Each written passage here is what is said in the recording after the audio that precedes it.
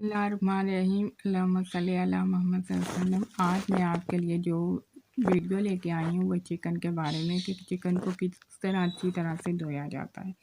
हम इसमें सिरके का इस्तेमाल करेंगे। एक बाउल में चिकन लेंगे और फिर उसमें पानी डाल देंगे और फिर उसमें हम 1 टीस्पून जो है वो उसमें सिरका शामिल करके अच्छी तरह से मिक्स कर देंगे।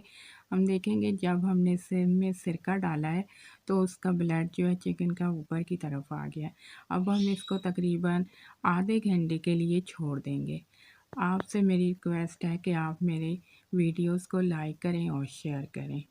फिर आधे घंटे के बाद हम इसको वॉश कर लेंगे और ये देखें बिल्कुल ऊपर की तरफ ब्लड आ गया है। और जब इसको हम वॉश करेंगे तो ये बिल्कुल साफ़ तरह से वॉश होगा।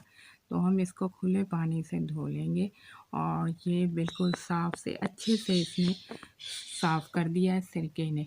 इसका बिल्कुल क्लियर आपको नज़र आ रहा होगा मेरी वीडियोस में कि चिकन किस तरह अच्छी तरीके से साफ़ हो गया है। ये देखिए माशाल्लाह।